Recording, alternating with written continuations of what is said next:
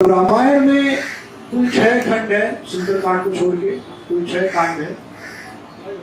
बाल कांड, अयोध्या कांड, उसके बाद है अरण्य कांड, किष्किंधा कांड, सुंदर कांड, फिर लंका कांड या युद्ध कांड, और आखिरी में जो है वो आपका उत्तर कांड, उत्तर रामायण सो कहते हैं। तो जितने भी टाइटल है, तो टाइटल से क्या पता चलता है? टाइटल से पता चलता है कि स्टोरी क्या होगी, राइट? जैसे बहुत से भक्त कश्मीर फाइल्स देखने गए, सबने देख लिया कि नहीं? नहीं देखे? शाबाश, देखिएगा, कमल शाबाश।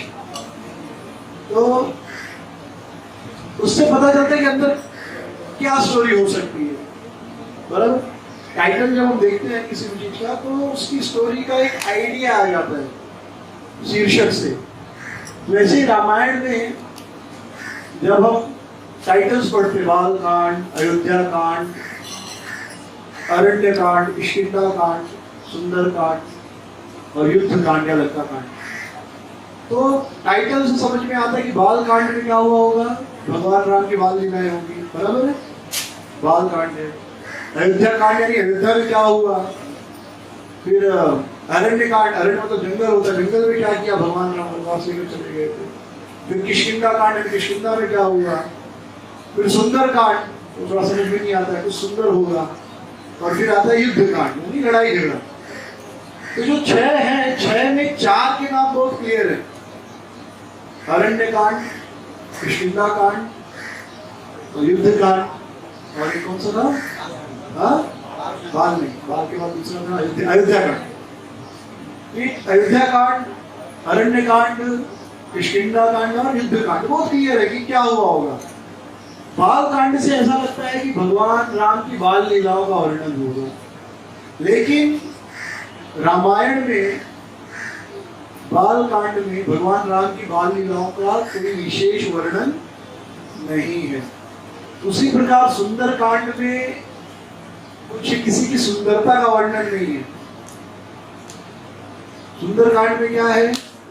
हनुमान जी लंका गए हैं और पूरी लंका को आग लगा दिए हैं, पूरी लंका जल रही है।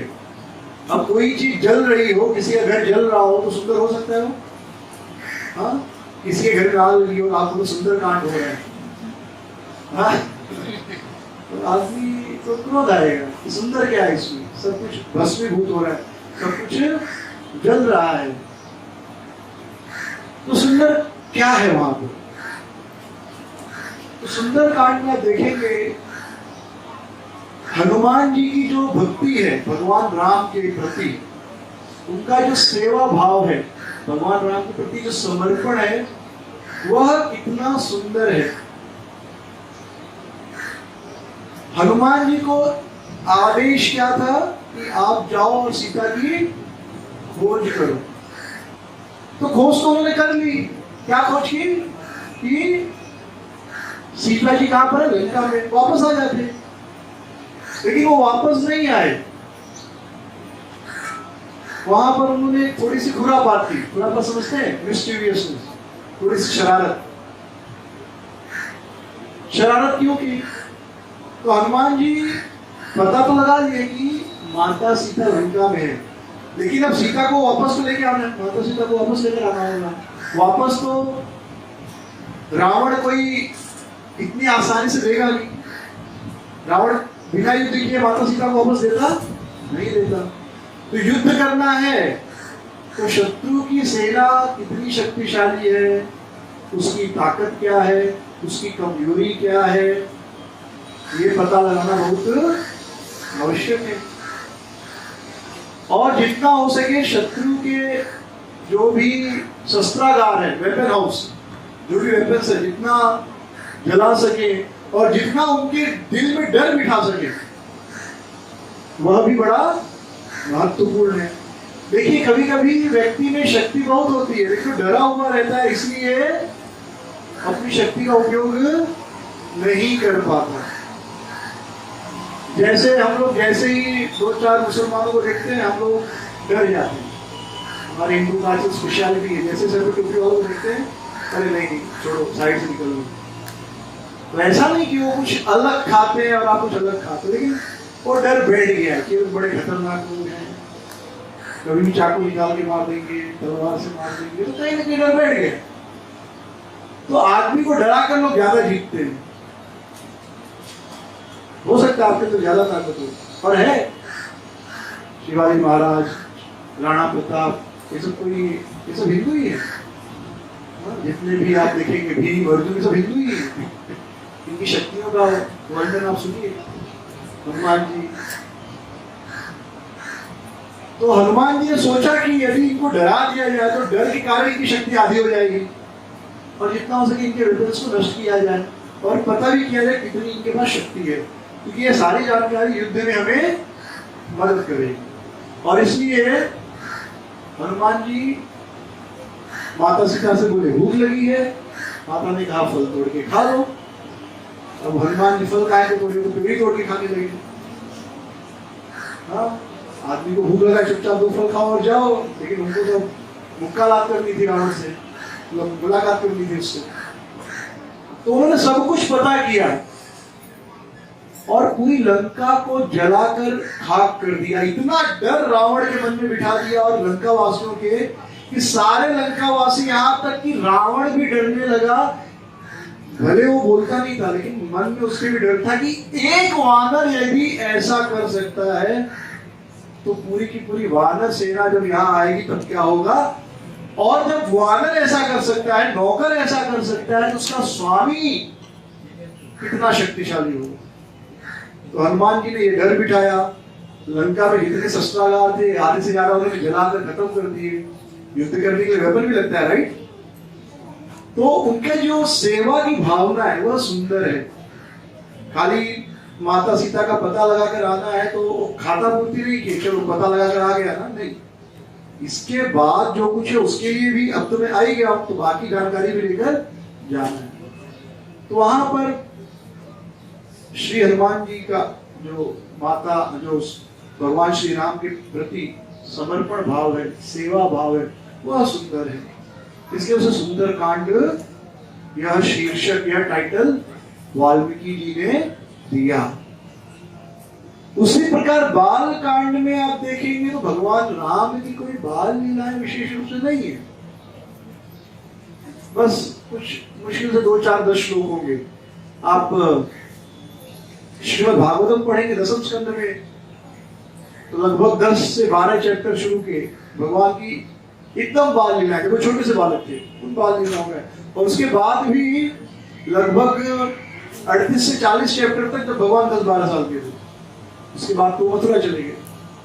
यानी आधा भागवतम 10वें स्कंद भगवान की बाल लीलाओं से भरा हुआ है। चैतन्य चरितामृत, चैतन्य भागवतम पढ़ेंगे तो उसमें भी भगवान श्री चैतन्य महाप्रभु की बाल लीलाओं का वर्णन है। लेकिन रामायण में भगवान राम की बाल लीलाओं का वर्णन नहीं। और टाइटल क्या है? बालकांड। तो वास्तव में ये बालक है कौन? बाल कांड का हीरो है कौन? बाल कांड के असली हीरो भगवान राम नहीं है। कौन है? विश्वामित्र है।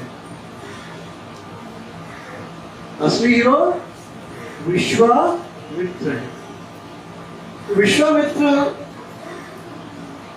वे ब्रह्म ऋषि की अवस्था प्राप्त की और उसके पश्चात वे राजा दशरथ के दरबार में गए और उन्होंने भगवान राम और लक्ष्मण को दशरथ जी से भिक्षा में मांगा कि इन्हें आप मुझे दे दीजिए, ये मेरे यज्ञ की रक्षा करेंगे।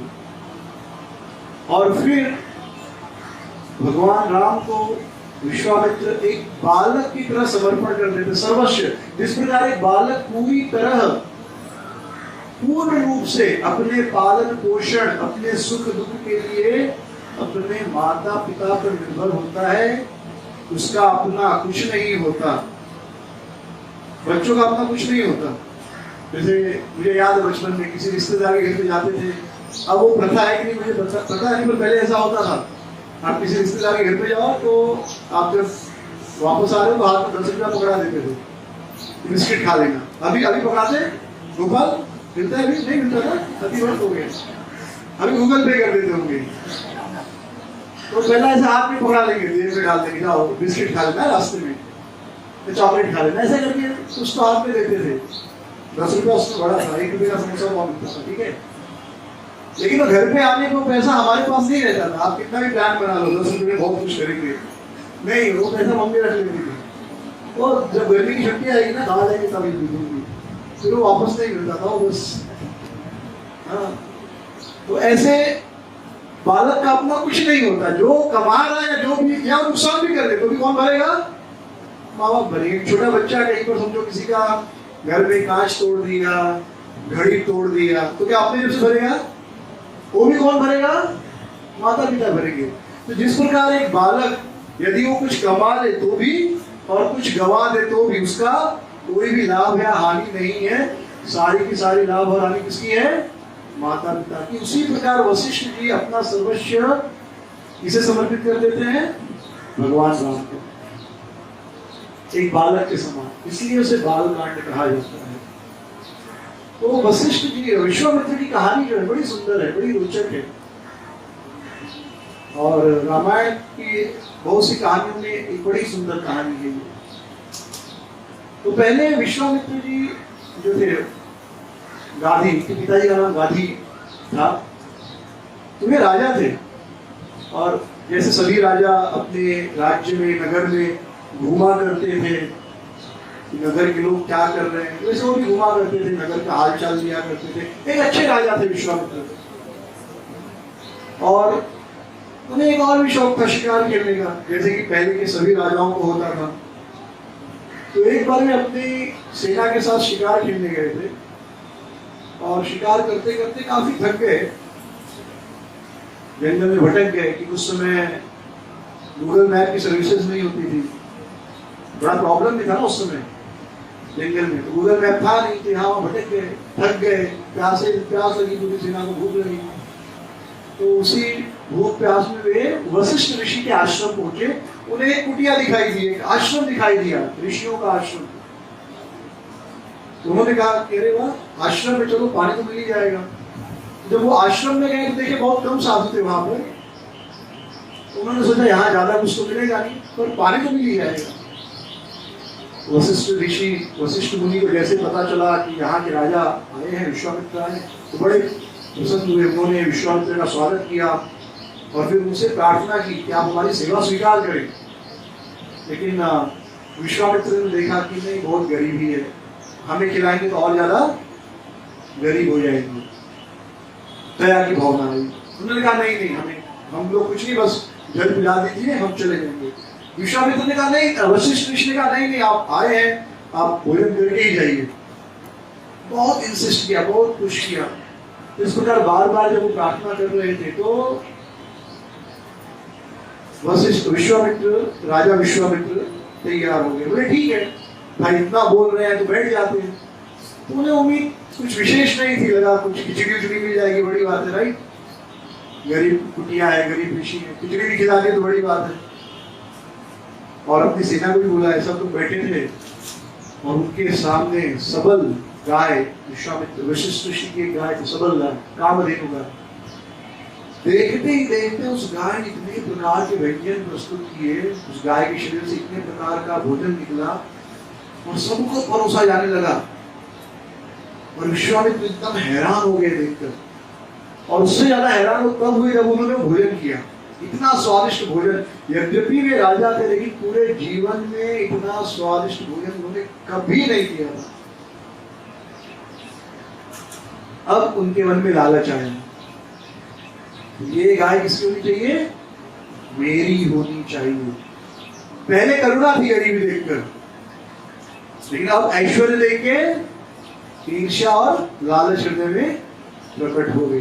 यार, एक भिक्षुक के पास इतनी श्रेष्ठ गाय, मैं राजा हूं, इतनी अच्छी गाय मेरे पास होनी चाहिए। तो आप सबके मन में ऐसी भावनाएं आती कि नहीं आती है? किसी को गरीब देखते तो मन में दया भी आती है, इसकी कुछ मदद कर दिया जाए, बेचारा कुछ दे दे। लेकिन अगर वो उस व्यक्ति के अंदर थोड़ा भी ऐश्वर्य देखते हैं, उसका थोड़ा धन है, तो फिर ईर्ष्या भी तुरंत प्रकट हो जाती है। ये मनुष्य स्वभाव है, कोई विशेष बात नहीं है इसमें, हैरान होने की बात नहीं है। कहने का मतलब ये सामान्य सी बात है कि अधिकतर मनुष्य ऐसे ही होते हैं, किसी गरीब को देखकर मन में करुणा आती है और उसके ऐश्वर्य को देखकर, उसके धन को देखकर फिर हमारे मन में ईर्ष्या आती है, इसके पास तो इतना है, क्यों देना है, राइट। तो विश्वामित्र, राजा विश्वामित्र के मन में हुआ कि ये गाय तो मेरी होनी चाहिए। तो उन्होंने वशिष्ठ ऋषि से कहा, ये गाय आप मुझे दे दो, इसके बदले में आपको 10 लाख दूध देने वाली गाय उत्तम बछड़ों के साथ दे दूंगा आपको। तो वशिष्ठ ऋषि ने कहा, नहीं नहीं, ये गाय मेरी माता के समान है, मैं इसे आपको नहीं दूंगा। तो विश्वामित्र ने सोचा शायद भाव तोल कर रहे हैं, पता है ना, भाव तोल करना है। तो विश्वामित्र ने कहा, ठीक है, हाँ 4000 हाथी, 10,000 घोड़े और क्या क्या कितनी सोने की असरफियां, वाल्मीकि रामायण बहुत विस्तृत रूप से वर्णन दिया है, बहुत सारा धन और उसके अलावा 10 लाख गायें राजा विश्वामित्र ने वशिष्ठ ऋषि को अर्पित की कि आप ये ले लो और एक गाय मुझे दे दो। लेकिन वशिष्ठ ऋषि ने क्या कहा, ये गाय मेरी माँ के समान है और मैं भगवान विष्णु की पूजा करता हूँ, उसके लिए मुझे दूध, दही, घी इत्यादि की आवश्यकता होती है, जो मुझे गाय देती है। किसी भी कीमत पर यह गाय मैं आपको नहीं दूंगा, ये गाय बिकाऊ नहीं है। तो विश्वामित्र राजा को बड़ा क्रोध आता है, आग्रह से नहीं तो शक्ति से। अब यहां पर देखिए चेतना का अंतर। राजा विश्वामित्र के लिए गाय क्या है, एक वस्तु है जिसे वो पैसा देकर खरीद सकते हैं, लेकिन वशिष्ठ ऋषि के लिए गाय क्या है, माँ के समान है। कोई करोड़ों रुपया, अरबों रुपया भी देते कोई अपनी माँ को, भाई को, बेटे को बेचेगा क्या, नहीं बेच सकते, हम नहीं बेच सकते। कोई पूछेगा भी नहीं, उसको पता है कि कितना भी पैसा दो सामने वाला नहीं देने वाला। सामान्य परिस्थितियों में, एक्सेप्शन हर जगह होता है, वो अलग बात है। तो विश्वामित्र की ये चेतना थी, पैसा दूंगा मिल जाएगी। लेकिन पहले लोग पशुओं को भी, गाय इत्यादि को भी अपने घर का सदस्य मानते थे, उस प्रकार उनको प्रेम करते थे। वशिष्ठ जी ने गाय नहीं दी। विश्वामित्र राजा, विश्वामित्र को क्रोध आया और उन्होंने वो जबरदस्ती गाय पकड़े और खींच कर लेकर जाने लगे। जब गाय को खींच कर लेकर जाने लगे तो वशिष्ठ ऋषि कुछ नहीं किए, वो गाय बहुत दुखी हो गई, सबल गाय। उसने सोचा कि मुझे वशिष्ठ ऋषि रक्षा क्यों नहीं कर रहे हैं, मैं इनकी इतनी सेवा की, मुझे क्यों नहीं बचा रहे। तो खुद जबरदस्ती उनके हाथ से छुड़ाकर वशिष्ठ ऋषि के पास आई और उन्होंने कहा, सबल गाय ने कहा कि आप मेरी रक्षा क्यों नहीं कर रहे, आप मेरे स्वामी है, मेरी रक्षा करना आपका कर्तव्य है। वशिष्ठ ऋषि ने कहा कि राजा है और जो भी वस्तु, जो भी संपत्ति किसी भी व्यक्ति की है वो वास्तव में राजा की होती है, मैं इन्हें मना नहीं कर सकता। हाँ, तुम चाहो तो अपनी रक्षा कर सकती हो। तो जब इस प्रकार वशिष्ठ ऋषि ने सबल गाय से कहा तो सबल गाय ने तुरंत अपने शरीर से हजारों सैनिक प्रकट किए। तो कामधेनु गाय थी, तुरंत शरीर से हजारों सैनिक प्रकट हुए, लेकिन उन सैनिकों को राजा विश्वामित्र के सैनिकों ने बड़े आसानी से समाप्त कर दिया। तो इसके बाद सबल गाय के शरीर के हर अंग से, नाक से, कान से, पेट से, उदर से, धन से, सब जगह से सैनिक निकलने लगे और उन सैनिकों ने विश्वामित्र की पूरी सेना को समाप्त कर दिया। विश्वामित्र अकेले बच गए, बहुत क्रोध में, बहुत बेइज्जती महसूस किए हुए, लाचार, हताश, निराश। कहाँ वे शक्तिशाली राज्य के राजा थे और कहाँ वो एकमात्र अकेले व्यक्ति जिसके पास कोई सेना नहीं। सारी सेना को एक गाय ने हरा दिया।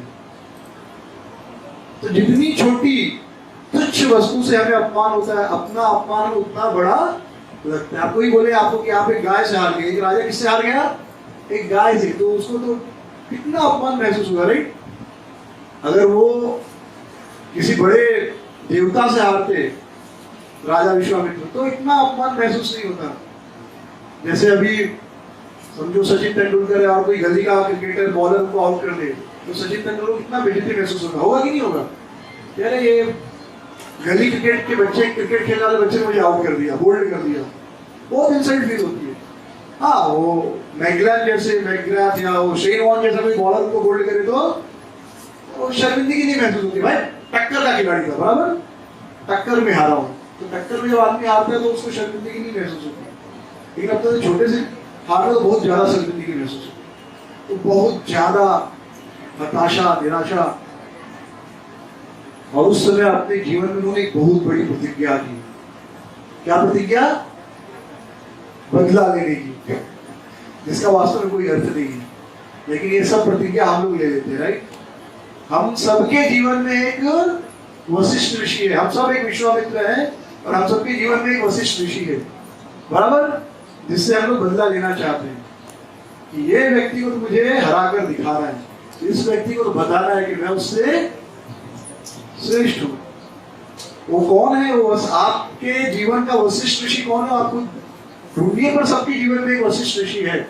तो वो चाहे आपके ऑफिस का हो, चाहे आपकी सोसाइटी का हो, चाहे आपके मंदिर का हो, चाहे आपके सत्संग का हो, या आपके परिवार का हो, लेकिन सबके जीवन में एक वशिष्ठ ऋषि जरूर है, जिससे हम विश्वामित्र को बदला लेना है। तो विश्वामित्र कहाँ चले गए? उन्होंने अपने बड़े बेटे को राजा बना दिया और वो चले गए जंगल तपस्या करने। किसकी तपस्या की? शिव जी की। उन्होंने शिव की तपस्या की और शिव जी से सभी प्रकार के अस्त्र प्राप्त किए। बहुत घनघोर तपस्या की उन्होंने, इतनी घनघोर तपस्या की शिव जी तैयार हो गए, जो कुछ चाहिए देने को तैयार हो गए। सभी प्रकार के अस्त्र शस्त्र, पाशुपात, ब्रह्मास्त्र, सारे अस्त्र जो शिव जी के पास थे, सारे अस्त्र शिव जी ने किसे दे दिया? राजा विश्वामित्र को दे दिया। अब राजा विश्वामित्र पूरे अभिमान के साथ,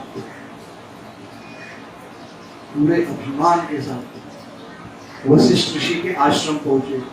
ऐसा होता है ना, समझो किसी ने हमारी इंसल्ट कर दी हो, समझो आप साइकिल पे जा रहे हो और आपका कोई फ्रेंड उस समय अच्छा कमाने लगा और उसके पास गाड़ी आ गई हो और उसने आपका इंसल्ट कर दिया हो कि साइकिल पे घूम रही थी, मेरे पास BMW है, तो हम भी फिर वो अपमान बहुत फील होता है, फिर हम मेहनत करते हैं और फिर हम उससे भी अच्छी ऑडी गाड़ी या BMW से और अच्छी गाड़ी कौन सी है? कौन सी है? कौन सी है? मर्सिडीज। BMW ज्यादा अच्छा होगा, ओके, मर्सिडीज लेके बहुत प्राइड के साथ उसके सामने जाते देख, बस BMW बस मर्सिडीज है। ऐसे वैसे ही विश्वामित्र पूरे अभिमान के साथ पहुंचे वशिष्ठ ऋषि के आश्रम, और जो अस्त्र उन्हें प्राप्त हुए थे उन अस्त्रों से उन्होंने उनके आश्रम को नैश करना शुरू किया, तबाह करना शुरू किया, जैसे इस समय रशिया यूक्रेन को कर रहे हैं। हाँ, बड़े बड़े मिसाइल, सारे बेचारे शिष्य यहाँ वहां भागने लगे वशिष्ठ ऋषि के। वशिष्ठ ऋषि देखा है क्या हो रहा है आश्रम में, बाहर आए, देखते हैं कि साक्षात अहंकार की मूर्ति कौन? राजा विश्वामित्र सामने खड़े पूरे अभिमान के साथ। देखो उस समय बहुत दिखा रहे थे ना, आज देखो मेरे पास सभी प्रकार के अस्त्र हैं। ऐसा फीलिंग आता है ना, इसको इंसल्ट इसने हमको किया और हमें उससे बदला लेना है, उसको दिखाना है भाई मैं तुमसे बड़ा हूं। तो पहुंच गए विश्वामित्र सामने खड़े हो गए वशिष्ठ ऋषि के सामने। वशिष्ठ ऋषि के पास उस समय क्या था? उनका ब्रह्मदंड था। ब्राह्मण है राइट, तपस्वी है, उन्होंने अपना ब्रह्मदंड कैसे बाहर निकाला। अब विश्वामित्र एक के बाद एक अस्त्र आश्रम के ऊपर फेंक रहे हैं, सारे अस्त्र जाकर वशिष्ठ ऋषि के ब्रह्मदंड में समाते जा रहे। अंत में इन्होंने ब्रह्मास्त्र निकाला वशिष्ठ ऋषि ने, विश्वामित्र ने वह ब्रह्मास्त्र का जो है आक्रमण कर दिया वशिष्ठ ऋषि के ऊपर, लेकिन वो ब्रह्मास्त्र भी वशिष्ठ ऋषि के ब्रह्मदंड में जाकर समा गया। उनके पास सारे हथियार समाप्त, पूरी तपस्या जो इतने साल की थी सब समाप्त। उतने साल अगर वो हरे कृष्णा महामंत्र जप किए होते, गंगाधाम चले हुए होते, उसका इंटेंसिटी के साथ। हम लोग जितने इंटेंसिटी से दुश्मनी करते हैं उतने इंटेंसिटी से किसी से प्रेम नहीं करते, पता है? किसी से दुश्मनी हो जितना ज्यादा उसका चिंतन करते हैं, जिससे प्रेम हो उतना उसका चिंतन नहीं करते। अरे शास्त्रों का भी वाक्य है, आप सबका हमारा अनुभव भी होगा कि जिससे हम प्रेम करते उसको भूल भी जाते होंगे टाइम पर, लेकिन जिससे दुश्मनी रहती है उसको कभी नहीं भूलते, राइट? तो वो उनके दिमाग में तो दिन भर वशिष्ठ ऋषि घूमते थे, इतनी तपस्या की थी उन्होंने। जैसे ही थोड़ा आराम करने का मन करता था, नहीं ठीक है थोड़ा आज आराम कर ले, तुरंत वशिष्ठ ऋषि का चेहरा याद आता था, नहीं तपस्या करनी है, वशिष्ठ को हराना है। तो उनके लोग प्रेरणा से उठते थे, लेकिन गलत तरीके से। तो फिर उदास हताश समझ गए कि जो छत्र बल है, क्षत्रिय तेज, ये ब्रह्म दंड के सामने, ब्रह्म तेज के सामने नहीं चलेगा। ब्रह्म तेज, छत्र बल बहुत होता है, क्षत्रिय तेज या जो शस्त्रों के शास्त्र अस्त्रों की शक्ति है, लेकिन जब ब्रह्म छत्र बल ब्रह्म दंड के सामने आता, ब्रह्म तेज के सामने आता, समाप्त हो जाता है।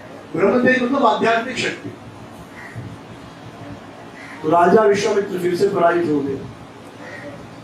तब उन्होंने सोचा शिव जी की पूजा नहीं करेंगे, अब ब्रह्मा जी की पूजा करेंगे और ब्रह्म ऋषि बनेंगे, क्योंकि विश्वामित्र क्या है? ब्रह्म ऋषि। वशिष्ठ जी ब्रह्म ऋषि हैं, तो वशिष्ठ ब्रह्म ऋषि है, मैं भी ब्रह्म ऋषि बन जाऊंगा तो इक्वल आ जाऊंगा और फिर मैं देखता हूं। तो उन्होंने ब्रह्मा जी की तपस्या की, बहुत घनघोर तपस्या की। 24 घंटे में एक बार भी नहीं खाना, ऐसे हो गया था उनका। महीने महीने भूखे रह के तपस्या करना, पूरा ध्यान ब्रह्मा जी के ऊपर। फिर ब्रह्मा जी प्रकट हुए, ब्रह्मा जी प्रकट हुए और उन्होंने आशीर्वाद दिया। बोलो क्या चाहिए आपको? विश्वामित्र ने कहा कि मुझे ब्रह्म ऋषि बनना है। ब्रह्मा जी ने कहा ब्रह्म ऋषि बनने के लिए आपको अभी समय है, अब आप क्या बन गए हो? राज ऋषि बन गए। मैं आपको राज ऋषि बनाता हूं। तो ऋषि राज ऋषि होता है, राजा, राज ऋषि, ऋषि, महर्षि, फिर ब्रह्म ऋषि। तो विश्वामित्र सोचे इतनी मेहनत कर खाली राज ऋषि, कुछ फायदा नहीं। फिर से तपस्या करेंगे। तो फिर से उन्होंने तपस्या प्रारंभ की, नहीं मुझे तो ब्रह्म ऋषि बनना ही है। तो बहुत कठोर तपस्या प्रारंभ की। तो यहां जब विश्वामित्र तपस्या कर रहे थे, ठीक उसी समय रघुवंश के एक राजा थे जिनका नाम था त्रिशंकु। तो त्रिशंकु वो एक विशेष तरह के व्यक्ति थे। उनको अपने शरीर से बड़ा प्यार था। घंटों घंटों आईने के सामने खड़े होकर अपने आप को देखा करते थे। बहुत सुंदर रहे होंगे, राइट?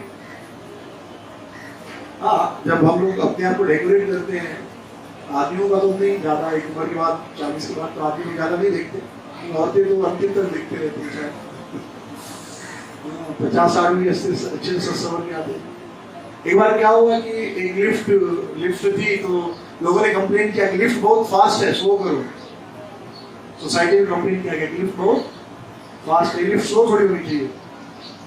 तो जो लिफ्ट मैन थे उन्होंने कहा नहीं, लिफ्ट तो बराबर है, जो इंजीनियर वगैरह थे, स्पीड बराबर है, इससे स्लो बहुत स्लो हो जाएगा। तो उसका उपाय क्या किया गया? वहां पर आईना लगा दिया गया लिफ्ट के अंदर। तो जब आदमी लिफ्ट में घुसता तो आईने में अपने आप को देखने लगता, तो भूल जाता था कि वो लिफ्ट में है। तो जब पहुंचता तो उसको लगता है बड़ी जल्दी, बहुत जल्दी ऊपर आ गए हम लोग। हाँ, लिफ्ट बहुत ही स्लो कर दिया है अभी, जबकि लिफ्ट स्लो नहीं थी। तो आईने में देखने में हम समय को भूल जाते थे, अपने आप को देखते, अपनी सुंदरता को देखते। तो वशिष्ठ त्रिशंकु जो थे, वो एक विशेष तरह का उनको एक लगान था, रुचि थी, लगाव था अपने आप से, अपने शरीर से।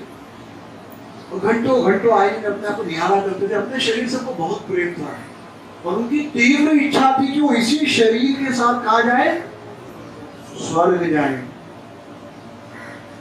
इसी शरीर से वो स्वर्ग जाना चाहते थे, जो कि असंभव है। शास्त्रों में इसका कोई वर्णन नहीं है, प्रकृति के नियम के अनुसार संभव नहीं है, क्योंकि यह शरीर पृथ्वी के अनुसार बना है। स्वर्ग में जाएंगे तो ये खराब हो जाएगा। जैसे शरीर जो है पृथ्वी पर रहने के लिए बना है, इस शरीर से आप पानी में रहोगे 2-3 दिन तो मर जाओगे। ऑक्सीजन लेकर भी जाएंगे और इसी शरीर के साथ, तो सो भी 2-3 दिन शरीर सड़ जाएगा। आप 2-3 घंटे पानी में रहो, कैसा चमड़ी थोड़ा ऐसे स्टिक हो जाती है। तो 2-3 दिन आप भले ऑक्सीजन लेकर जाओ, जिंदा रह जाओ, लेकिन फिर भी शरीर खराब हो जाएगा, क्योंकि शरीर पृथ्वी पर रहने के लिए बना है, पानी में नहीं। उसी प्रकार ये जो शरीर है पृथ्वी के लिए बना है, स्वर्ग के लिए नहीं। लेकिन उनकी तीव्र इच्छा थी। तो उन्होंने सोचा कि वशिष्ठ ऋषि बड़े तपस्वी ब्रह्म ऋषि हैं, वो चाहे तो मुझे सशरीर स्वर्ग पहुंचा सकते हैं, तो मैं उनके पास जाऊंगा। तो शंकु वशिष्ठ ऋषि के पास गए, उनको दंडवत प्रणाम किए, उनको प्रार्थना किए, उनसे बोले कि मेरी इच्छा है महानुभाव, हे ब्रह्म ऋषि, मेरी इच्छा है आप मुझे इस शरीर के साथ कहाँ भेज दें, स्वर्ग भेज दें। वशिष्ठ ऋषि ने कहा असंभव, मूर्खों वाली बात मत करो, इस शरीर के साथ कोई भी स्वर्ग नहीं जा सकता, यह शरीर स्वर्ग के लिए नहीं बना है, यह स्वर्ग के अनुकूल नहीं। और सही बात भी है, इस शरीर से कितनी बदबू आती है, कितनी कमियां है, कितनी गंदगी है शरीर में। स्वर्ग में लोग नहीं नहाते तो भी शरीर से खुशबू ही आती है। यहाँ आप मत नहाओ गर्मी के 1-2 दिन तो पास में कोई बैठेगा नहीं, राइट। गर्मी में अगर ठंडी वंडी तो चलो पसीना नहीं आता है तो शायद इतना नहीं बदबू मारी, लेकिन गर्मियों में तो इतनी पसीना आती है, खुद के शरीर से बदबू आती है, खुद को ही तो नहाना पड़ता है। कभी कभी लोग ऐसे सोचते ना, हाँ थोड़ा महक रहा है तो नहा के आते हैं, फिर लक्स और कौन सा साबुन है लगा के थोड़ा महकने की कोशिश करते हैं। वशिष्ठ ने कहा असंभव, आप इस शरीर से स्वर्ग नहीं जा सकते, ये संभव ही नहीं है। तो शंकु ने कहा नहीं नहीं, आप चाहो तो हो सकता है, बहुत प्रार्थना की, लेकिन वशिष्ठ ने कहा गेट आउट, गेट लॉस्ट, असंभव मतलब असंभव।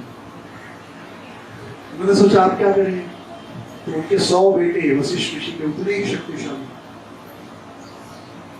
वे अपने बेटों के पास, उनके बेटों के पास गए, जिसके वशिष्ठ ऋषि के, और उन्होंने वशिष्ठ ऋषि के बेटों से कहा कि देखो आपके पिताजी तो ओल्ड फैशन है, पुराने ख्याल वाले हैं, होता ना हमेशा पिताजी और बेटे में नया जनरेशन पुराना जनरेशन गैप आ ही जाता है, राइट, जनरेशन गैप। जैसे हम लोग को लगता है हमारे पिताजी बहुत आउटडेटेड है, जैसे आज के बच्चों को लगता है कि हम लोग बहुत ओल्ड फैशन, बहुत पुराने विचारों वाले हैं, तो ये हमेशा होने वाला है। तो देखो तुम्हारे पिताजी बहुत आउटडेटेड है, ओल्ड फैशन है, ओल्ड थिंकिंग है, कुछ नया नहीं करना चाहते हो, कुछ नया करना चाहिए, आप लोग ट्राई करो, आप लोग कुछ यज्ञ करो और मुझे कहाँ भेज दो, इसी शरीर के साथ स्वर्ग भेज दो। तो वशिष्ठ ऋषि के पुत्रों ने कहा कि देखिए आप हमसे वो काम करने के लिए कह रहे हैं जो हमारे पिताजी ने मना कर दिया, पिताजी ने मना कर दिया मतलब मना कर दिया, हम नहीं करेंगे। तो फिर शंकु ने प्रार्थना की, लेकिन उनके बेटों ने फिर से मना कर दिया। तो शंकु उनको उकसाने लगा पिताजी के खिलाफ उनके, जब ज्यादा उकसाने लगा तो सभी बच्चों ने वशिष्ठ ऋषि को श्राप दे दिया कि इस शरीर से तुम्हें इतना प्रेम है, तुम्हारा शरीर बदसूरत है, तुम चांडाल बन जाओ। और बेचारा जैसे अगले दिन का सूरज उगा, तो शंकु जो कि बहुत ही सुंदर रहे होंगे, अगर कोई आदमी दिन भर अपने आप को आईने में देखता है मतलब इतना सुंदर होगा तभी तो देख सकता है, राइट। नहीं तो कोई बदसूरत होगा तो अपना चेहरा भी देखने को डर लगता है, जैसे कोई चेहरा वाला जल गया हो तो फिर आईना देखने को डर लगता है, लेकिन बहुत सुंदर तो बार बार देखेंगे। तो शंकु घंटों घंटों देखता था आईना, वो एकदम बदसूरत हो गया, चमड़ियां एकदम जैसे लेप्रेसी, जैसे किसी कोड़ मारा, कुष्ठ रोग, बदबू आने लगी, नीम आने लगा, चेहरा झुर्रियां पड़ गई, वो चांडाल बन गया, रिचेड, कोई भिखारी जैसे। तो दुखी अवस्था में वो कहा हो ना, चौबे गए थे शब्बे बंदे दूबे बन के आ गए, मतलब 4 से 6 होने गए थे लेकिन 2 बन गए। हाँ दुबे है ना कोई यहाँ पे, अभिषेक दुबे, चौबे नहीं था आप पहले। तो कहावत है, कहने का मतलब ज्यादा बड़ा बनने गए थे तो वो भी नहीं रह गए, तो 4 से 6 बनने गए थे 2 पे आ गए। हाँ लाभ के बदले हानि हो गई। तो बेचारे अपने राज्य में प्रवेश किए, कोई पहचान नहीं रहा है, सब दूर दूर दूर, जैसे कोई भिखारी आ रहा हो, बेचारे बहुत परेशान, सोचने लगे क्या किया जाए क्या किया जाए, क्योंकि उनकी अभी भी इच्छा थी मुझे स्वर्ग जाना है इसी शरीर के साथ। फिर उनके मन में ख्याल आया कि वशिष्ठ नहीं तो विश्वामित्र, वो भी बहुत बड़े ऋषि है, बहुत तपस्वी है, और उनकी वशिष्ठ से दुश्मनी भी है। तो अगर मैं उनसे कहूंगा कि वशिष्ठ ने ना कहा है, वशिष्ठ ने नहीं कर पाए, तो वो जरूर हाँ कहेंगे। होता है ना, दुश्मन का दुश्मन दोस्त। और ये तो बड़ा अच्छा मौका हो जाता विश्वामित्र के लिए, देखो वशिष्ठ ने कर पाया, मैं किया, यानी अपनी श्रेष्ठता दिखा पाते थे, कोई तो मौका मिलता। तो व्यक्ति को अपनी श्रेष्ठता दिखाने के लिए मौका चाहिए होता है, हर व्यक्ति मौका ढूंढता है श्रेष्ठता दिखाने के लिए। और स्पेशली अगर किसी से ईर्ष्या कर रहे हैं हम, तो उसके खिलाफ मौका मिले तो और तेजी से तुरंत तैयार हो जाते। तो चित्रकेतु जो त्रिशंकु है, त्रिशंकु गए विश्वामित्र के पास और उनसे उन्होंने कहा कि मैं इसी शरीर के साथ स्वर्ग जाना चाहता था और यह प्रार्थना लेकर मैं वशिष्ठ ऋषि के पास गया। वशिष्ठ ऋषि ने मना कर दिया और मना करना तो छोड़ो, उनके बच्चों ने श्राप दे दिया और देखो मेरी ये हालत हो गई। और जैसे ही वशिष्ठ ऋषि का नाम सुना विश्वामित्र ने तो करंट लग गया।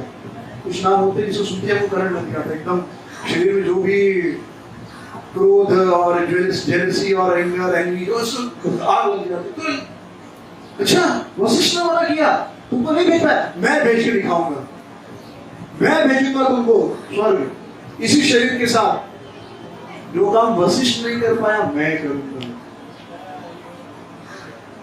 तो यही तो चाहिए था, त्रिशंकु को यही चाहिए था।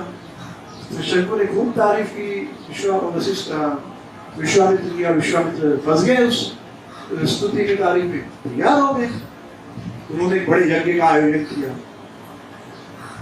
और सभी ऋषियों को बुलाया और सारे ऋषि विश्वामित्र के डर से आए भी। उन सबको पता था कि ये गलत चीज है, लेकिन विश्वामित्र का डर इतना था कि सारे ऋषि आए कि वशिष्ठ और उनके 100 बेटे नहीं है, बाकी सब है। और सबको पता था कुछ होने वाला नहीं है। क्यों? क्योंकि प्रकृति के नियम के ये विरुद्ध है। जो प्रकृति के नियम के विरुद्ध है वो चीज कैसे हो सकती है? लेकिन फिर भी विश्वामित्र का डर था, सारे के सारे एकत्र हो गए। तो सारे लोग, सारे ऋषि एकत्र हुए, यज्ञ का आयोजन किया गया, संकल्प पढ़ा गया और उसके पश्चात यज्ञ हुआ। जब विश्वामित्र ने सभी देवताओं का आह्वान किया, आइए और आप लोग अपना भाग लीजिए, जो आपके लिए यज्ञ में हिस्सेदारी रखी गई है। कोई देवता नहीं आया क्योंकि गलत यज्ञ था। फिर थोड़ा देर और इंतजार किया कि हो सकता है भाई ट्रेन लेट हो गई हो देवताओं की, भाई सब लोग लेट आते हैं ना, तो उन्होंने सोचा देवता थोड़े लेट हो गए होंगे। थोड़ा और इंतजार किया, काफी समय तक इंतजार करने के बाद जब कोई देवता नहीं आया तो विश्वामित्र ने कहा कोई बात नहीं, मैं अपनी शक्ति से त्रिशंकु को स्वर्ग भेजूंगा। और उन्होंने अपना जो शुरुआ है जिससे यज्ञ किया जाता है तो ऐसे उठाया और चमत्कार हो गया। जैसे उन्होंने उठाया शुरुआ, त्रिशंकु ऊपर उठने लगे, ऊपर चलने लगे, ऊपर के, और सारे ऋषि आश्चर्य के साथ देख रहे ये क्या हो रहा है। फर्स्ट टाइम इन हिस्ट्री कोई व्यक्ति इस शरीर के साथ स्वर्ग जा रहा है। और त्रिशंकु भी बहुत खुश है, एकदम खुशी से हाथ ऊपर करके हरे कृष्णा करते हुए, नहीं खुशी से स्वर्ग की ओर जा रहे हैं। लेकिन अब समस्या क्या आई कि देखिए, जैसे आप हवाई जहाज में उड़ते हैं तो हवाई जहाज 30,000 फीट ऊपर उड़ता है, इतना प्रेशर होता है, कान दुखने लगता है, सबके लिए दुखते तो कुछ लोगों को दुखते हैं। फिर भी उस हवाई जहाज से डिजाइन किया होता है कि आप सर्वाइव कर सको, लेकिन खुले में रहेंगे तो वहां पर शरीर फट जाएगा, कान फट जाएगा, इतना प्रेशर रहता है। तो विश्वामित्र वशिष्ठ त्रिशंकु के साथ भी यही हुआ, इतना प्रेशर, एटमॉस्फेरिक प्रेशर, क्योंकि आप दूसरे लोग पे जा रहे हो, शरीर वहां के थोड़ी बना है, इतना प्रेशर। यानी जब जमीन भी खोदो तो एक 30-40 फीट के बाद अगर आप खोद के नीचे जाओगे तो बहुत अनकंफर्टेबल फील करोगे, श्वास नहीं ले पाओगे, बहुत मुश्किल होता है खड्डा खोद के ज्यादा, इसलिए लोग मास्क लगा के बहुत अंदर जाते जाना होता है। तो फिर क्या कहते हैं, पूरे आंखें ऐसे बाहर निकलने लगी, सर फटने लगा, ऐसा लगा कि मर जाएंगे वो समझ में नहीं, उनको समझ में नहीं आ रहा था कि हंसे कि रोए, इतना एटमॉस्फेरिक प्रेशर। तो जब भी हम कोई भी काम प्रकृति के नियम के विरुद्ध करते हैं तो शुरू में बड़ा मजा आता है, लेकिन बाद में बहुत कष्ट होता है। लेकिन धीरे धीरे स्वर्ग के करीब पहुंचे, स्वर्ग के दरवाजे तक, तब बोले चलो आपको आ गया, इतना कष्ट सहना सफल हो गए। लेकिन तब तक स्वर्ग का जो द्वारपाल है हो गया, इंद्र को सूचना दे दिया कि कोई एक व्यक्ति भिखारी जैसा पूरा शरीर में लेप्रोसी हुआ है, वो स्वर्ग में आ रहा है। तो इंद्र ने कहा अरे बिना परमिशन के स्वर्ग में अलाउड ही नहीं, बिना पुण्य किए ये कौन आ रहा है। तो देखिए त्रिशंकु, और भेज कौन रहा है, विश्वामित्र अपना जो शुरुआत ऐसे ऊपर किए हुए, वो शक्ति से इतना तेज था। विश्वामित्र भी बहुत तेज था, तपस्या किए थे। देखिए तपस्या चाहे ईर्ष्यावश करिए, द्वेषवश करिए, तपस्या से शक्ति मिलती है। तो उसी प्रकार हरि नाम किसी को दिखाने के लिए करिए, अपने शुद्धिकरण के लिए करिए, भागवत किसी को दिखाने के लिए करिए, पढ़िए, शुद्धिकरण के लिए पढ़िए, किसी भी चीज के लिए पढ़िए, फायदा होता है। शास्त्र, बहुत सारे शास्त्रों को जो पढ़ के समझ में आया मुझे कि भक्ति वाले कार्य या कोई भी आध्यात्मिक कार्य या पूजा जो भी है, भले दिखावा या किसी भी चीज से किसी के लिए या शुद्ध भाव हो या दिखावे का भाव, फायदा होता है। हाँ, लाभ जरूर होता है। विश्वामित्र बहुत ईर्ष्यावश तपस्या कर रहे थे, लेकिन शक्ति थी, जबरदस्त शक्ति। किसी व्यक्ति को जीवित स्वर्ग तक पहुंचाना, आप लोग किसी को जीवित स्वर्ग पहुंचा सकते हैं क्या? तो स्वर्ग हम लोग पहुंचा सकते हैं, जीवित नहीं, राइट? उसको मार देंगे, उसके बाद कहा जाता वही जानेंगे। तो इंद्र ने धक्का मार के पीछे फेंक दिया, वापस जाओ। तो इंद्र अपनी ताकत से उनको नीचे, अबे बेचारे उल्टे हो गए और कृष्ण को नीचे नीचे गिरने लगा और सर नीचे हो गया, पैर ऊपर, उल्टे उल्टे आने लगा वो। अब जब वो उल्टे आ रहा, तेजी से नीचे आ रहा है और यहाँ सारे ऋषि बड़े प्रसन्न हैं। ये तो अद्भुत हो गया, विश्वामित्र का चमत्कार देखो, कितनी अद्भुत शक्ति है विश्वामित्र में, कितनी अद्भुत शक्ति है कि एक व्यक्ति को जीते जी कहाँ भेज दिया? स्वर्ग भेज दिया। लेकिन जब इस प्रकार सारे लोग विश्वामित्र की स्तुति कर रहे थे, तब तक आवाज आ रही, बचाओ बचाओ बचाओ बचाओ। सब देखने लगे ऊपर, कौन शब्द उल्टे नीचे आ रहे हैं। विश्वामित्र ने कहा ये क्या हो गया? फिर से अपना सुबह उठा, रुको, और ऐसे रोक दिया। अब बेचारे तो शंकु ना ऊपर ना नीचे, जाओ ऊपर जाओ। फिर ऊपर बैठने लगा।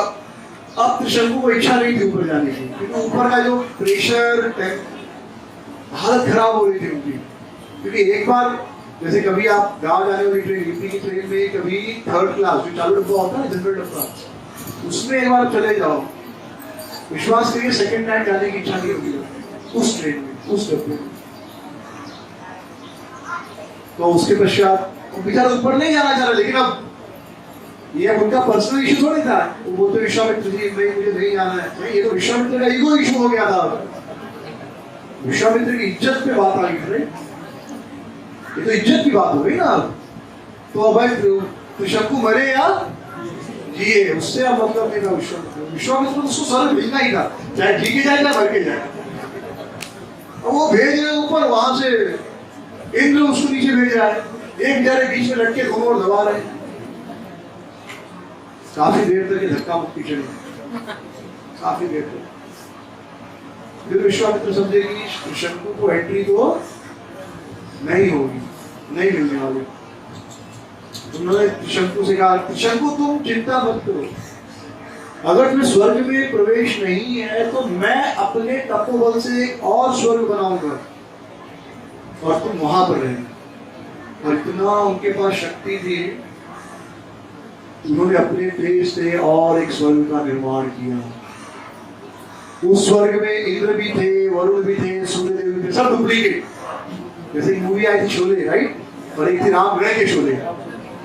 10 मिनट वो भी देखा मैंने, 10-15 मिनट रामगढ़ के शोले, एक शोले और एक रामगढ़ के शोले। सेम ही स्टोरी लाइन समथिंग है शायद, पूरा नहीं देखा, बट सेम ही, सारे डुप्लीकेट हीरोज हैं, लेकिन वो फिर भी डुप्लीकेट है। और मुझे नहीं लगता देखा होगा सबने, हार्डली किसी ने देखा होगा।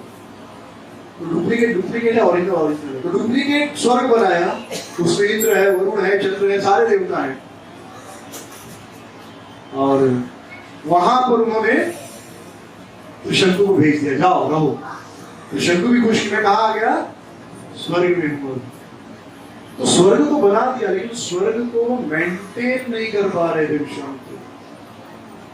उनको लगा उनका शरीर फट रहा है, उनका सर फट रहा है, आंखें बाहर आ जाएंगी।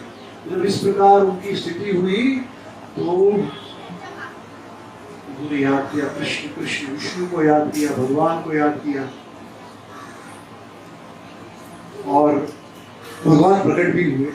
विष्णु ने कहा कि ये आपने बहुत बड़ी मूर्खता की है, स्वर्ग बना सकते हो आप, स्वर्ग को नष्ट भी कर सकते हो, लेकिन मेंटेन नहीं कर सकते। मेंटेन करने के बहुत सत्व चाहिए।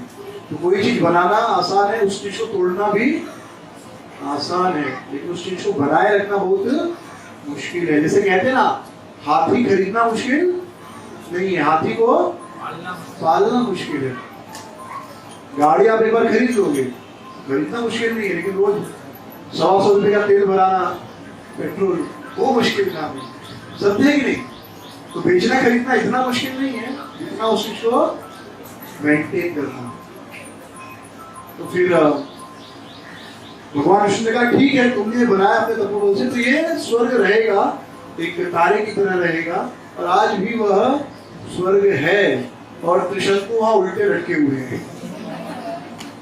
तो जब भी हम प्रकृति के नियम के विरुद्ध जाते से ऐसा होता है। तो ये सब तो हुआ, त्रिशंकु को भी कोई फायदा नहीं हुआ, बेचारे उल्टे लटक गए। और विश्वामित्र ने फिर से अपना सारा तपोधन खो दिया। जो उन्होंने तपस्या की थी, सारा तपोबल किसमें समाप्त हो गया? स्वर्ग बनाने में समाप्त हो गया।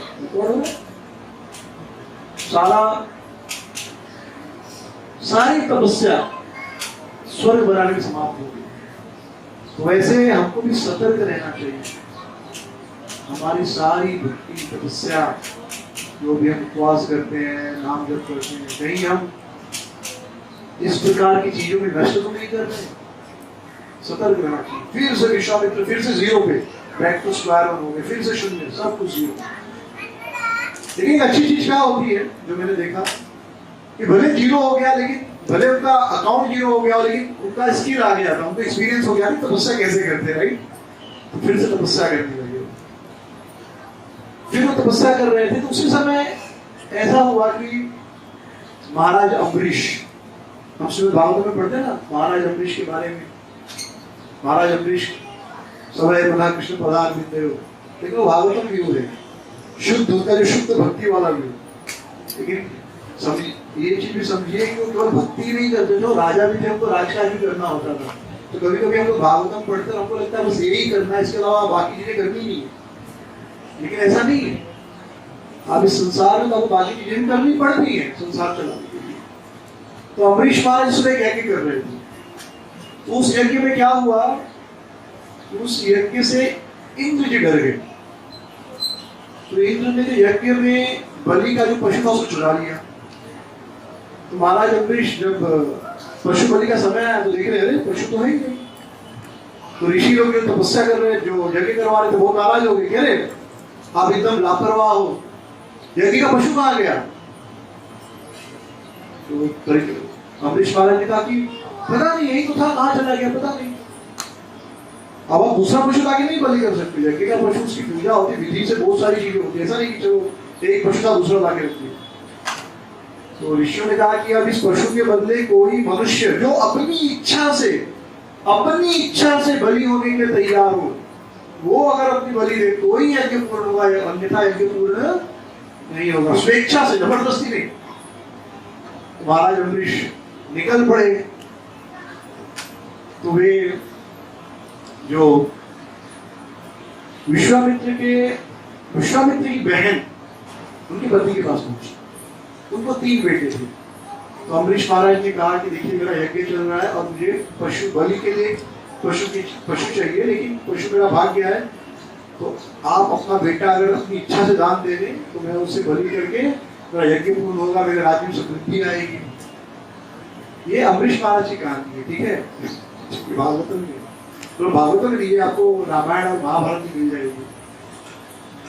मेरा कहने का तात्पर्य है कि बहुत कुछ चीजें होती है जो हम लोग नहीं समझते, विशेष रूप से गृहस्थों के लिए, और हमारा बहुत लिमिटेड अंडरस्टैंडिंग है भक्ति का। तो अम्बरीश महाराज फिर जब अम्बरीश महाराज से प्रार्थना की तो बड़े बेटे, तो जो पिताजी थे कि ठीक है मेरा बड़ा बेटा मुझे बहुत प्रिय है, मैं मेरा बड़ा बेटा नहीं दूंगा। माँ ने कहा कि हाँ और छोटा बेटा मुझे प्रिय है, मैं इसे नहीं दूंगी। तो बीच वालों सोचा यार मैं ही फालतू पड़ा हूँ घर में, ना पिताजी प्रेम करते हैं ना माँ प्रेम करती है, करूँ क्या? उन्होंने कहा कि आप मुझे ले लो, किसी बंदे को भी अच्छा कुछ आप दान दक्षिणा दे दोगे और आपका भी काम हो जाएगा। तो अम्बरीश महाराज उसे लेकर वापस आने लगे। थक गए रास्ते में, एक जगह विश्राम के लिए दोनों सो गए। इनको डर नहीं था अम्बरीश महाराज के भाग जाएगा, ऐसा कोई डर नहीं था, क्योंकि तो अपनी इच्छा से आ रहा था। लेकिन इस बालक को, जिसका नाम शुनहशेप था, उसे लगा कुछ तो गड़बड़ करता है, कुछ तो जल्दी में डिसीजन ले लिया। मरना इतना आसान नहीं होता। तो बोला ये तो सो रहा है, निकल जाता हूँ। वहां से वो भगा। कहाँ भगे? जहाँ विश्वामित्र तपस्या कर रहे हो। वो गए, विश्वामित्र से उन्होंने प्रार्थना की, आप मेरी रक्षा करो। विश्वामित्र ने अपने 100 पुत्रों से कहा कि तुम में से कोई एक इसके बदले जाकर अम्बरीश महाराज के घर ले जाओ, और इस प्रकार आपको जो है। तो फिर 100 बेटों ने ना कह दिया। तो जब 100 बेटों ने ना कह दिया तो विश्वामित्र को क्रोध आया, उन्होंने श्राप दे दिया। जाओ तुम लोगों का जो चांडाल जाति में वो कहा, चांडाल जो भी अपने माता पिता की बात स्वीकारते नहीं, माता पिता की आज्ञा नहीं मानते, तो चांडाल ही है वास्तव में। चांडाल बनकर अपने 100 पुत्रों को चांडाल बनने का श्राप दे दिया। फिर उन्होंने शुनहशेप से कहा कि मैं 2 मंत्र देता हूँ, इस मंत्र का आप जप करना, जब आपकी बलि होगी आपकी रक्षा हो जाएगी। शुनहशेप बहुत प्रसन्न हुआ। शुनहशेप ने एक्चुअली विश्वामित्र से प्रार्थना की थी कि मेरी जान भी बच जाए और अम्बरीश महाराज का यज्ञ भी पूरा हो जाए, ऐसा कुछ करो कि मेरी जान भी बच जाए और इनका यज्ञ भी पूरा हो जाए। इनका नुकसान मैं नहीं चाहता, इनके राज्य का लाभ होगा, पूरे राज्य को, सारे लोगों का लाभ होगा, और मैं मरना भी नहीं चाहता। तो कुछ लोग बोलते हैं अपना भी फायदा हो और दूसरे का भी फायदा हो। अम्बरीश महाराज केवल अपना फायदा देख रहे थे, अपना या अपने राज्य का। तो शुनहशेप मर जाए तो कोई चिंता नहीं थी। और कुछ लोग विश्वामित्र जैसे होते हैं, दोनों को जोड़ते हैं, ठीक है तुम्हारा भी पूरा हो जाए और तुम्हारा भी इच्छा पूरी हो जाए।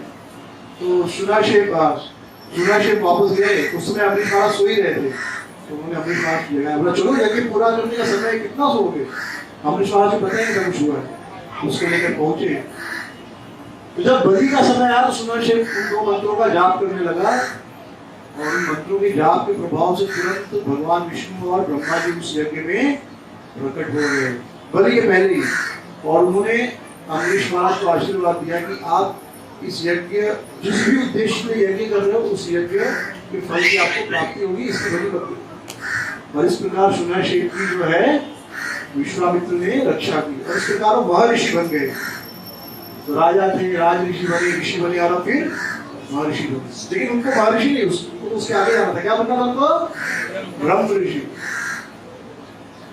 तो फिर से तपस्या करने लगे, तपस्या कर रहे थे। अब तपस्या इसे कौन कर गए? इंद्र, नेचुरल। जैसे कोई आदमी तपस्या करता है, इंद्र जी को डर लगता है।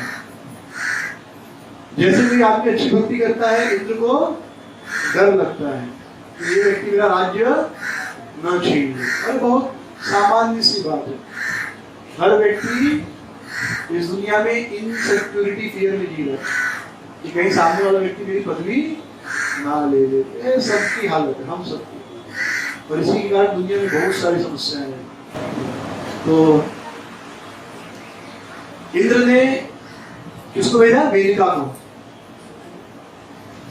जब मेनका आई तो मेनका स्वर्ग की अप्सरा है, उनके शरीर से ऐसी बहुत सुंदर सुगंध आती है, तो सुंदर सुगंध, और उसके पैरों में घूमती तो उसकी आवाज, वो आवाज सुनते ही तुरंत विश्वामित्र, पहले राजा थे राइट, तो राजा थे, रानियों के साथ रहते थे, तो रानियों के पैर में जो घुंघरू थे, पायल थे, उसकी आवाज का स्मरण आ गया उनको, और अपने पुराना पूरा जीवन याद आ गया जो अपने रानियों के साथ उन्होंने बिताया था, सब कुछ याद आ गया।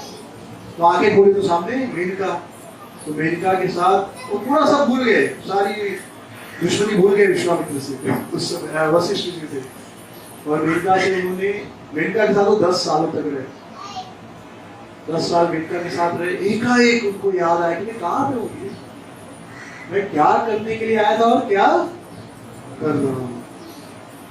तो जब भी कोई व्यक्ति तीव्र तपस्या करता है तो ऐसी बाधाएं आती हैं, ऐसी बाधाएं आ रही मतलब आप तपस्या कर रहे हो, तो जानबूझ के ऐसी बाधाओं को इन्वाइट नहीं करना कि नहीं, इससे पता चलेगा मेरी तपस्या अच्छी हो रही है।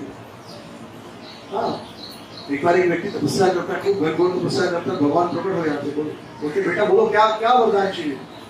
तो आदमी आंख खोलता है, बोलता है अरे भगवान क्या डायरेक्ट आ गए क्या, वो अप्सरा भेजते थे डिस्टर्ब करने के लिए, तो सिस्टम बंद हो गया क्या अभी? तो ये नेचुरल है, कोई भी व्यक्ति जब आगे बढ़ता है तो वो पैर खींचने के तैयार रहते हैं। देवता भी 10 साल पूरा बीत गया, पूरा तेज फिर से समाप्त हो गया, काम के अधीन होकर उनकी पूरी शक्ति समाप्त, फिर तपस्या के लिए बैठे। आसान बात नहीं, इतना कोई संघर्ष कर सकता है? एक बार फेल, दूसरी बार फेल, तीसरी बार फेल, फिर तपस्या की, घनघोर तपस्या। इंद्र ने इस बार उसको भेजा रंभा को, पहले मेनका को भेजा, तो फिर उसको भेजा रंभा को नहीं, मैं नहीं जाऊंगा। क्रोधी ऋषि ने श्राप दे दिए तो इंद्र ने कहा नहीं आप चिंता मत करो, मैं भी आपके साथ आ रहा हूँ, और कामदेव भी आ रहा है। हम लोग पूरा ऐसा वातावरण बनाएंगे कि वो भूल जाएंगे सब कुछ, जरूर आकर्षित होंगे। तो कामदेव आए, उन्होंने अपना बाण छोड़ा, इंद्र ने पूरा वातावरण इतना बढ़िया कर दिया, एकदम आदमी के सेंसुअल प्लेजर को जगाता हो, काम की इच्छाओं को बढ़ाता हो। लेकिन एक बार का अनुभव हो गया था विश्वामित्र को, तो समझ गए कि हो ना हो इंद्र की ही चाल है। तो उन्होंने आंखें खोली और रंभा को श्राप दे दिया, पत्थर बन जाओ। बेचारी रंभा पत्थर बन गई, और इंद्र और कामदेव वहां से भग लिए, भाई हमको देखेंगे तो कोई पत्थर बना देंगे। लेकिन फिर क्रोध के कारण, क्रोध किया, राइट? तो ब्रह्म ऋषि सामान्य बात नहीं है। आपको काम, क्रोध, लोभ, मद, मोह, मत्सर सब जीतना पड़ता है। तो फिर से उनका पूरा तपोबल समाप्त। बेचारे सोचने लगे कि यार इसके पहले मैं काम के अधीन हो गया और अब क्रोध के अधीन हो गया, मुझे इन दोनों से बचना चाहिए। आप देखेंगे जैसे जैसे आप आगे बढ़ते हैं, छोटी छोटी चीजें बहुत मैटर करती हैं किसी भी चीज में। जैसे आप पढ़ाई कर रहे हैं, 35 नंबर वाले बच्चों का पेपर टीचर बहुत स्ट्रिक्टली चेक नहीं करता, दे दो तो आप पास कर दो। 35 नंबर वाले बच्चों का पेपर 2 बार चेक होता है क्या?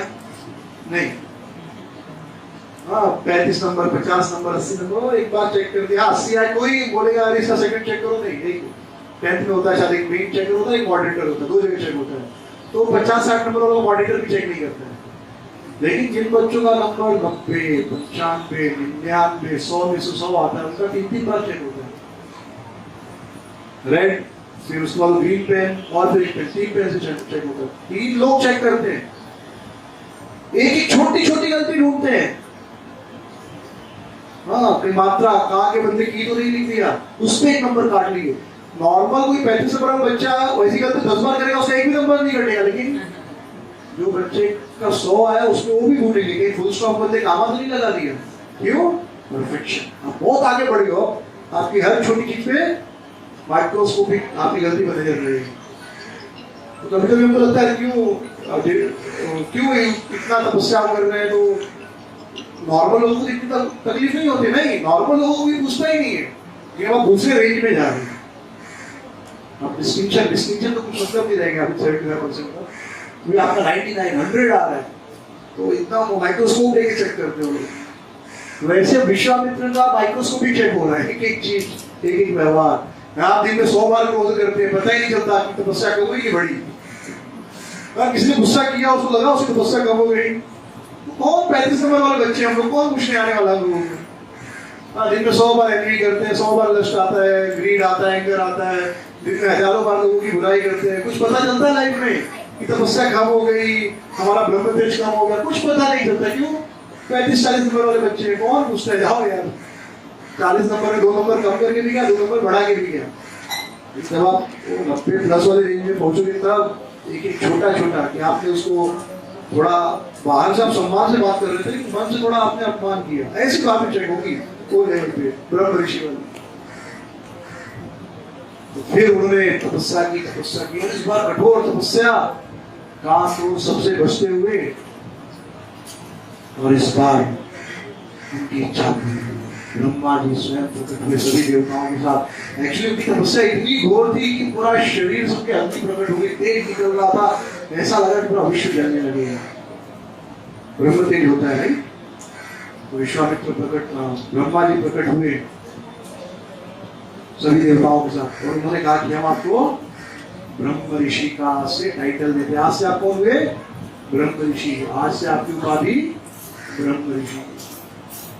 फिर विश्वामित्र ने कहा कि मुझे जब वशिष्ठ ऋषि ब्रह्म ऋषि मानेंगे तभी मैं अपने आप को ब्रह्म ऋषि मानूंगा, आप लोग के कहने से नहीं। जैसे एक सन्यासी को दूसरा सन्यासी संन्यास दे सकता है, बराबर, या कोई पीएचडी है तो कोई दूसरा पीएचडी उसको पीएचडी का डिग्री दे सकता है। ऐसी कोई भी क्या बोलते हैं नहीं बोलेगा आज से आप पीएचडी हो। कोई पीएचडी लेवल का आदमी आपको पीएचडी की डिग्री दे सकता है, कोई सन्यासी आपको संन्यास दे सकता है। वैसे ही उन्होंने कहा कि जब वशिष्ठ ऋषि कहेंगे कि मुझे स्वीकार करेंगे मैं ब्रह्म ऋषि, तभी मैं अपने आप को ब्रह्म ऋषि समझूंगा, नहीं तो मैं और तपस्या करूंगा। तो उसमें वशिष्ठ ऋषि भी उन्होंने कहा कि हे मुनिवर आज से आप भी ब्रह्म ऋषि। और उस दिन विश्वामित्र को समझ में आया कि वशिष्ठ ऋषि कितने महान है, क्योंकि इतनी तपस्या के बाद वो ब्रह्म ऋषि बने। तब उनको समझा कि ब्रह्म ऋषि बनना कोई आसान बात नहीं है, कितनी तपस्या कितना संघर्ष करना पड़ता है, तब जाकर व्यक्ति क्या बनता है, ब्रह्म ऋषि बनता है।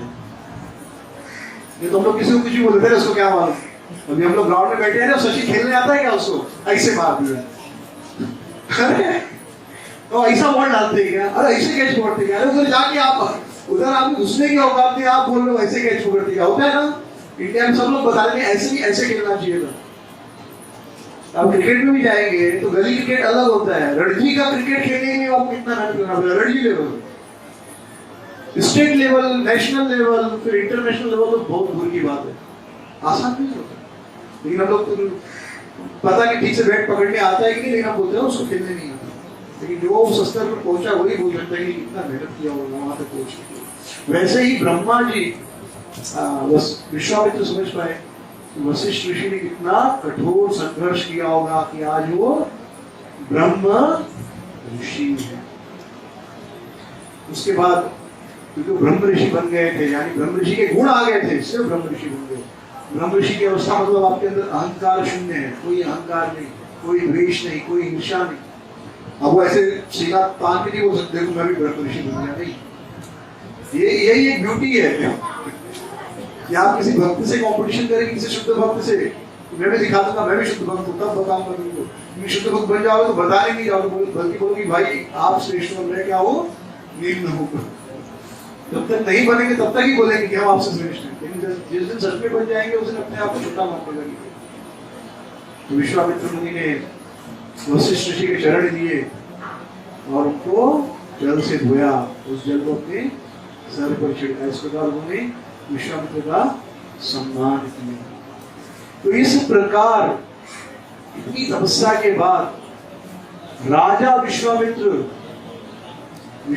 ऋषि बने, पूरे विश्व का मित्र हो, पूरे विश्व के कल्याण के लिए कार्य करता हो। लेकिन इतना सब होने के बाद भी उनके हृदय में संतुष्टि नहीं थी। उनको लग रहा था कहीं ना कहीं तो कुछ कमी है, क्योंकि ब्रह्म ऋषि यानी भगवान का इम्पर्सनल अनुभव, भगवान के निराकार स्वरूप का अनुभव, जिसमें आपके हृदय में काम, क्रोध, लोभ, मद, मत्सर नहीं है, लेकिन उसके अलावा भी कुछ नहीं है। जैसे आपके जीवन में कोई तकलीफ ना हो, तकलीफ में आप बहुत दुखी है, समझे जीवन में कोई तकलीफ नहीं है तो दुख समाप्त हो जाएंगे, लेकिन कुछ सुख में नहीं है। दुख नहीं होना एक बात होता है और सुख होना एक अलग चीज होती है। तो ब्रह्म ऋषि बनना यानी अब जीवन में बुढ़ापा, मृत्यु, बीमारी, काम, क्रोध, लोभ, जो कमियां हैं उनके कारण जो दुख, वो सब समाप्त हो गए, लेकिन भगवान की पॉजिटिव अनुभूति नहीं है। तो दुख तो समाप्त हो गए, लेकिन सुख तो चाहिए। इस संसार में दुख समाप्त करने को लोग सुख मानते हैं। हाँ, फिर एक बच्चा पैदा किया, फिर अब इसकी शादी करानी, उसको पढ़ाना है, तो एक दुख आया, उसको पढ़ा लिखा लिया, लायक बना लिया, तो वो दुख समाप्त हो गया। तो आपको लगता है हाँ कुछ किया गया, फिर भी कहीं ना कहीं हृदय में लगता है लाइफ ऐसे ही बीत गई। सबको ये लगता है उम्र के बाद, स्पेशली 60 के बाद, कि लाइफ तो ऐसे ही बीत गई। तो उन्होंने सोचा कि वशिष्ठ ऋषि इतने महान ऋषि हैं, ये अयोध्या में क्या कर रहे हैं, ये जंगल में रहने वाले, ये अयोध्या में दशरथ जी के गुरु क्यों बन के बैठे हैं। और उनको पता चला कि दशरथ जी के वंश में कौन आने वाले हैं, स्वयं भगवान विष्णु श्री राम के रूप में आने वाले, उन्हीं राम के गुरु बनने के लिए उन्हीं राम जी का गुरु बन रही, उन्हीं राम जी की सेवा के लिए वशिष्ठ जी उनके घर में। ये तो वशिष्ठ जी पागल थोड़े हैं अपना ब्रह्म सुख का आनंद छोड़ के राजा के दरबार में सेवा करेंगे। तो उन्होंने कहा मुझे भी राम जी की सेवा का सुख लेना है। तो विश्वामित्र राम जी के दरबार में पहुंचे, दशरथ जी के दरबार में पहुंचे। उन्होंने दशरथ जी से प्रार्थना की, मैं यज्ञ करता हूं और मेरे यज्ञ को मारीच और सुबाहु नामक जो राक्षस है मेरे यज्ञ को नष्ट कर देते हैं, खराब कर देते हैं। तो मुझे आपके 2 बालकों की मदद चाहिए, क्योंकि मैंने यज्ञ का व्रत लिया है, तो मैं युद्ध नहीं कर सकता, मेरे पास भी शक्ति है उनको मारने की। लेकिन आप जब यज्ञ में संकल्प लेकर बैठते हो तो आप तो फिर युद्ध नहीं कर सकते, किसी के लिए बुरा नहीं कर सकते, किसी के लिए गुस्सा नहीं कर सकते, किसी का बुरा नहीं सोच सकते। एक बार यज्ञ में दीक्षा लेने के बाद, जैसे आजकल हम यज्ञ में बैठते हैं लोग तो मोबाइल भी चेक करते हैं, उठते भी हैं, ऐसे नहीं होता एक्चुअली। एक बार बैठ गया तो बैठ गया, फिर पूरा होने के बाद ही उठना चाहिए। तो 1 घंटे का यज्ञ हम नहीं बैठ पाते, वो तो महीने चलने वाले यज्ञ होते थे, सुबह से शाम तक। तो मैं नहीं उठ सकता, मैं क्रोध भी नहीं कर सकता, मैं क्रोध नहीं कर सकता। हाँ, यानी वो राक्षस आके आपको यज्ञ नष्ट कर रहा है, आपको मुस्कुराना है, कितना मुश्किल काम है। नहीं तो मुझे आप राम और लक्ष्मण दे दीजिए जो मेरे यज्ञ की रक्षा करेंगे। दशरथ जी तो पहले बहुत नाम किए, लेकिन अंत में उन्होंने दे दिया, ठीक है लेके जाओगा। क्योंकि वशिष्ठ जी ने उनको समझाया कि कोई साधारण व्यक्ति नहीं, स्वयं कौन है, ये विश्वामित्र हैं, इतने महान है, तो ये इनके साथ आपके बेटे जाएंगे तो आपको लाभ ही होगा, कोई हानि नहीं होगी, आपके बेटों को फायदा ही होगा, कोई नुकसान नहीं होगा। तो विश्वामित्र उनको लेकर आए और रास्ते में विश्वामित्र ने उनको 2 विद्या दिया, बल और अति बल। यानी जितनी भी भौतिक और आध्यात्मिक शक्तियां जो उन्होंने अपनी तपस्या से अर्जित की थी, तो सारी की सारी भौतिक और आध्यात्मिक शक्तियां उन्होंने राम जी को समर्पित कर दी कि मेरा जो कुछ है आपका है, मैं एक बालक की तरह आप पर निर्भर हूं। जिस प्रकार एक बालक, उसके पास जो कुछ होता है वह उसका नहीं होता, चाहे अच्छा या बुरा। एक बच्चे ने कुछ गलती किया, कुछ नुकसान कर दिया, तो उसकी भरपाई भी कौन करेंगे? माँ बाप करेंगे। और उसे कुछ प्राइज मिल गया स्कूल में, 1000, 5000, 10,000, वो भी उसको मिलेगा, पेरेंट्स को मिलेगा। आप लोगों को पता होगा कि मुझे पता नहीं, पार्थिव पटेल का नाम सुना आप लोगों ने? अभी खेलता है? बच्चे था वो 16 साल का था जब क्रिकेट खेलना शुरू किया, वो वर्ल्ड कप खेला था, फर्स्ट वर्ल्ड कप, 16 साल का था। तो जब उसको चेक मिला तो उसको चेक नहीं दिया घर, उसके माता पिता को आगे चेक लेना पड़ा, क्योंकि वो 16 साल के 18 साल के नीचे था। यानी बच्चे हो आप तो आपका फायदा भी और आपका नुकसान भी, दोनों किसका है? आपके माता पिता का। उसी प्रकार विश्वामित्र ने कहा कि मेरे पास जो भी अच्छा है या बुरा है, जो भी भौतिक और आध्यात्मिक है, मैं सब आपको समर्पित कर रहा हूँ, मिलेगा सब आपका है और मैं भी आपका हूँ। तो उनको विद्या देने के बहाने उन्होंने अपनी सारी भौतिक आध्यात्मिक जो भी शक्तियां थी उनके पास, जिस चीज का उनको अभिमान हो सकता था, वह सब उन्होंने भगवान राम को समर्पित कर दिया और एक बालक की तरह पूर्ण रूप से उन पर आश्रित हो गए। इसलिए यह कांड क्या कहलाता है? बाल कांड। और आखिरी जो उनकी सेवा थी क्या? कि सीता राम का विवाह हो। इसलिए वो सीता व राम को कहाँ लेकर गए? जनक महाराज के देश विदेश जनकपुरी लेकर गए, जहां पर भगवान राम ने शिव जी का धनुष तोड़कर माता सीता से विवाह किया। और इस प्रकार ऋषि विश्वामित्र ने अपनी जो आखिरी सेवा या भौतिक संसार में कहीं उनकी सेवा थी, वह सेवा उन्होंने पूर्ण की। तो एक बालक की तरह जब तक हम भगवान पर निर्भर नहीं होंगे, तब तक आध्यात्मिक जीवन का आनंद नहीं आने वाला। और ये बहुत ही मुश्किल काम, इतना आसान नहीं है, लेकिन इसका अर्थ ये भी नहीं कि असंभव है। It's not easy but it is not impossible also. असंभव नहीं है लेकिन आसान नहीं है। तो जब तक हृदय सरल नहीं होगा, सरल हृदय, तब तक व्यक्ति भगवान को आकर्षित नहीं कर सकता। जब तक हमारा हृदय विश्वामित्र जैसा सरल नहीं बनेगा, कि जो कुछ है सब समर्पित कर भगवान को। जब तक थोड़ा भी क्रूकेडनेस, थोड़ा भी धूर्तपना हृदय में रहेगा, तब तक भगवान प्राप्त नहीं होगी।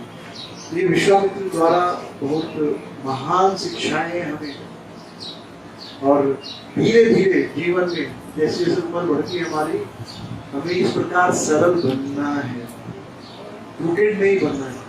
क्रूकेड है हम, लेकिन कम होते हैं हम। भक्ति करते करते धीरे धीरे हमको और ज्यादा सरल बनना है। जितना हम सरल होंगे उतना भगवान हमारे हृदय में प्रवेश करेंगे। आज भगवान राम जी का प्राकट्य दिवस है, तो इस अवसर पर भगवान श्री राम से प्रार्थना करते हैं कि हमारा हृदय भी सरल बने, ताकि हम भगवान श्री राम, माता सीता, लक्ष्मण, हनुमान जी को अपने हृदय में पधार सकें। सीताराम भगवान की जय, श्री राम कथा की जय। और प्रेमानंदे हरि हरि बोल। हरे कृष्ण गोपाल की जय। अगर आपको ये वीडियो पसंद आया हो तो प्लीज़ हमारे चैनल को लाइक, शेयर और सब्सक्राइब ज़रूर कीजिए। हरे कृष्णा।